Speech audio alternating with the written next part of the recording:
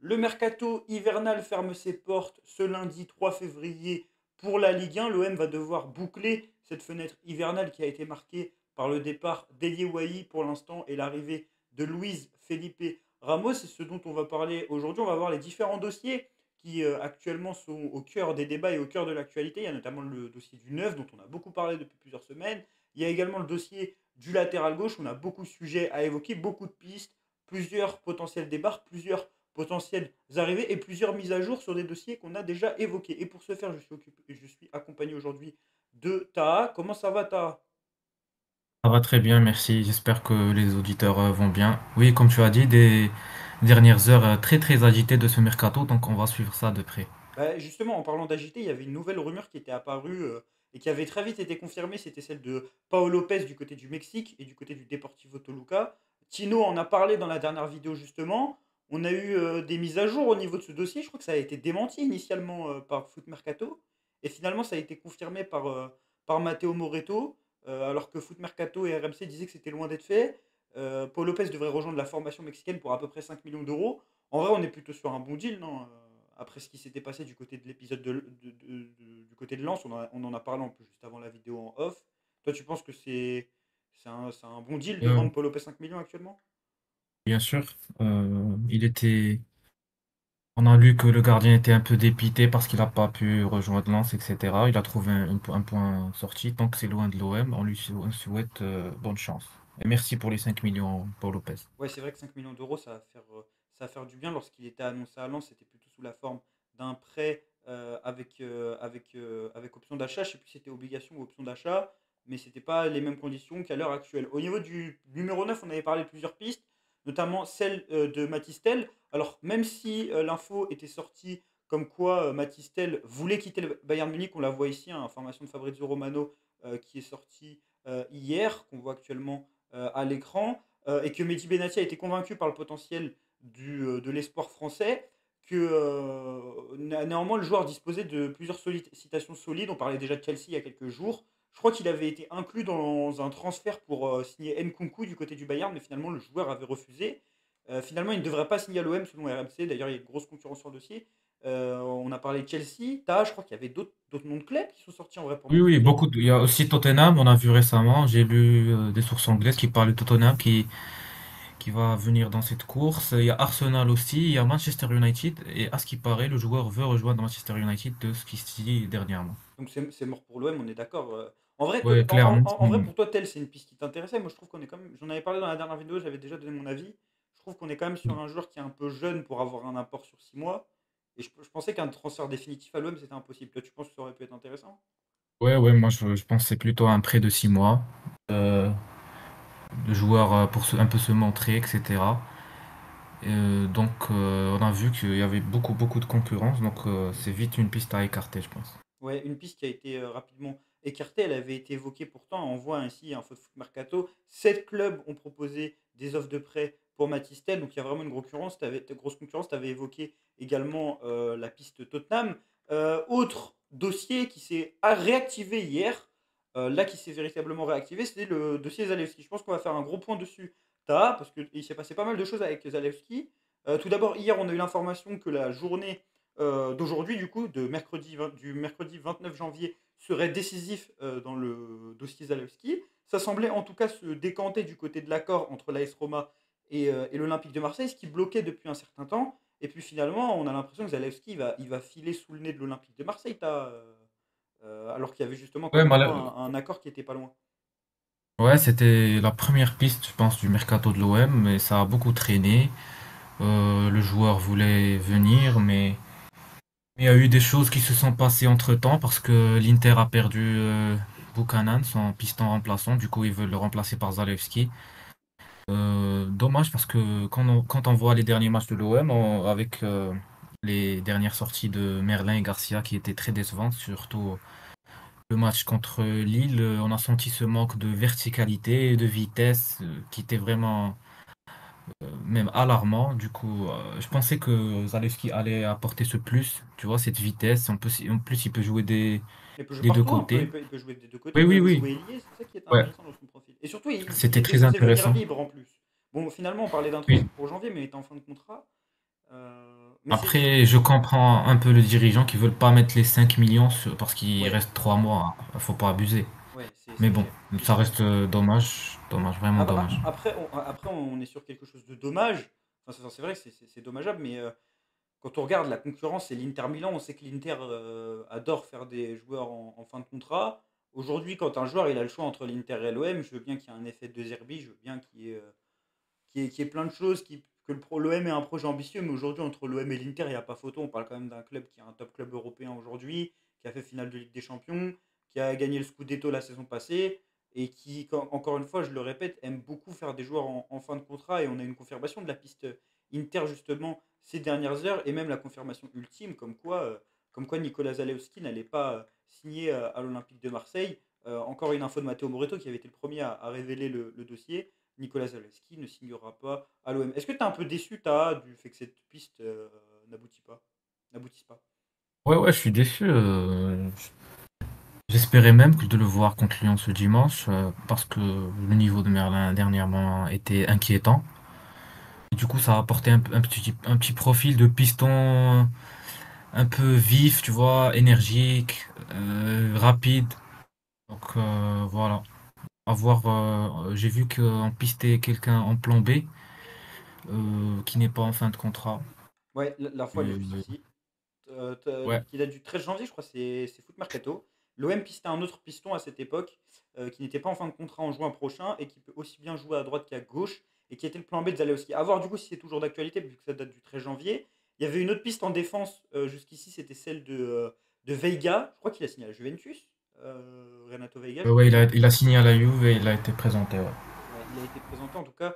Nicolas Zalewski ne signera pas l'OM. Moi en vrai, je suis un peu dégoûté dans le sens où je pensais que le profil était bon, même si c'est pas un super super joueur. On allait le faire pour pas cher et il lui restait encore des belles années devant lui pour encore progresser. Il avait montré des belles choses avec la Roma, on en avait parlé dans la vidéo. Il avait joué énormément sous Mourinho. Il avait disputé les deux finales de Coupe d'Europe sous les ordres de José Mourinho. Et puis en fait, l'Inter nous le chip parce que l'OM était vraiment chaud dessus depuis le début janvier.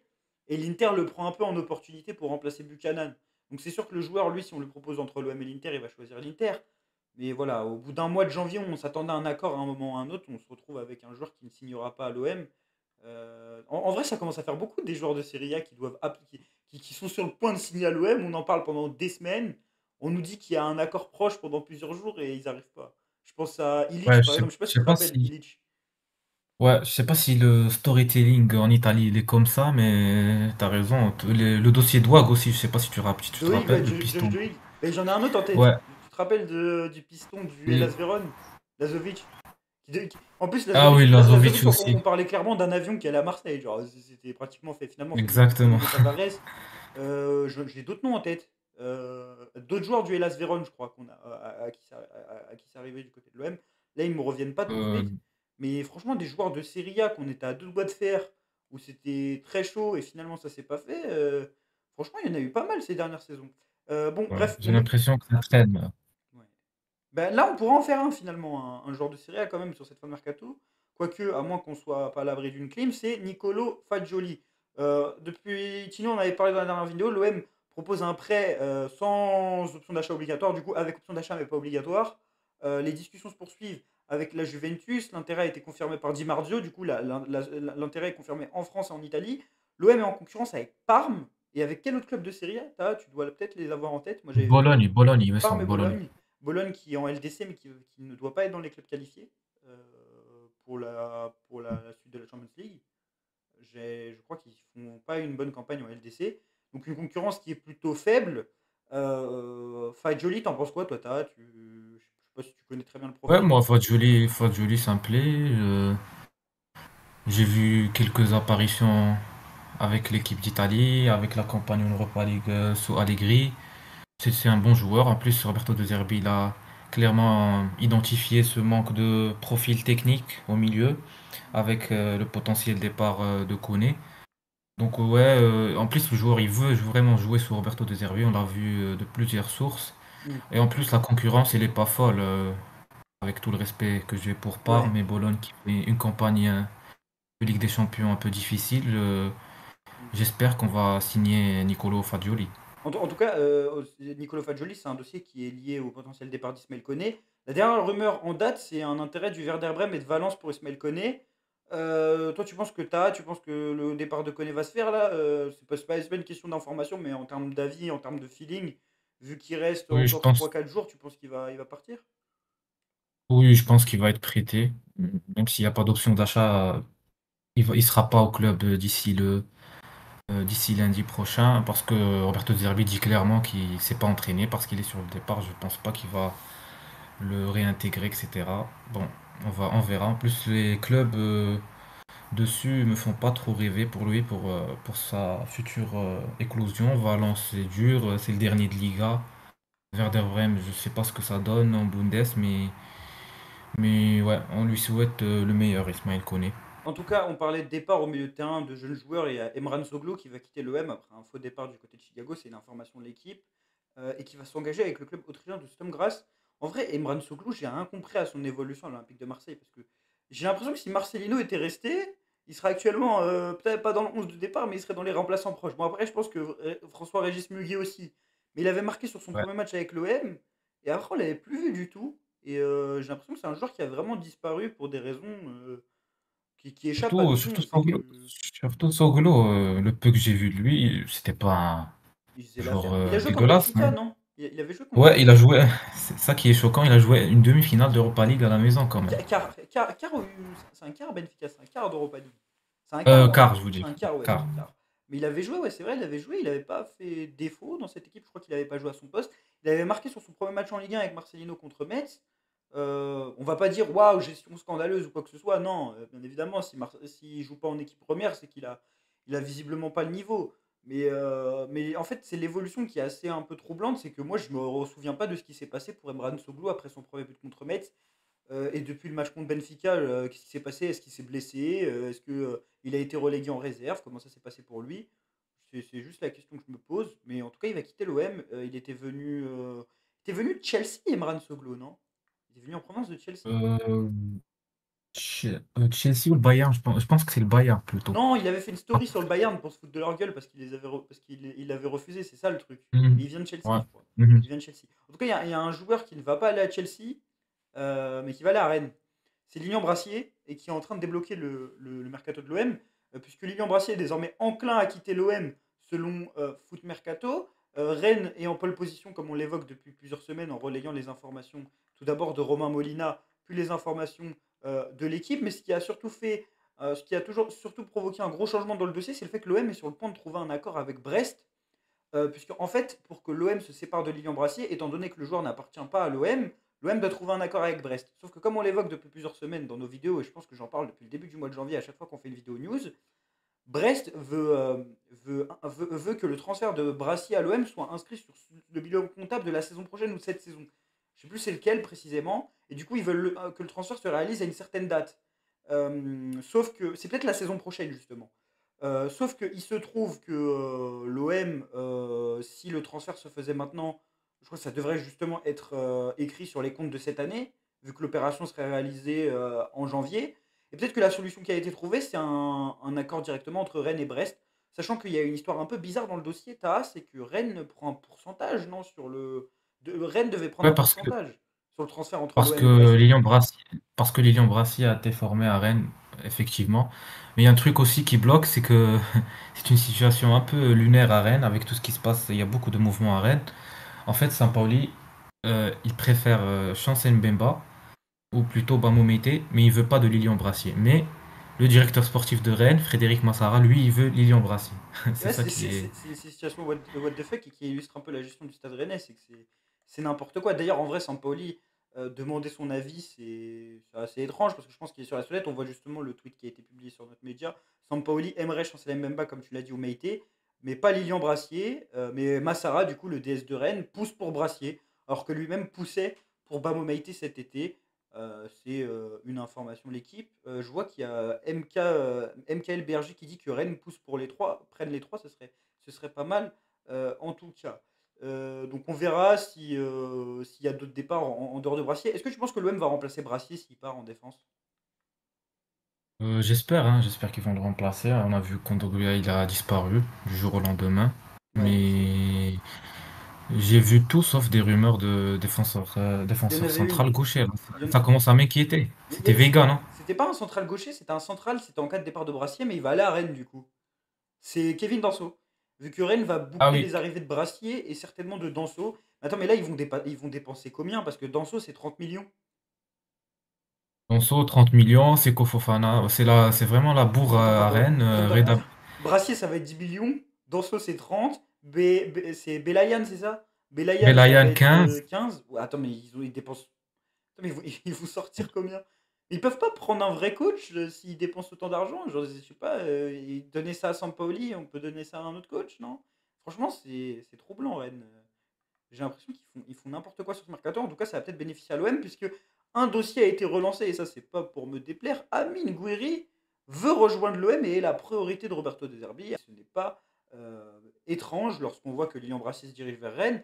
Gouiri veut l'OM veut Gouiri.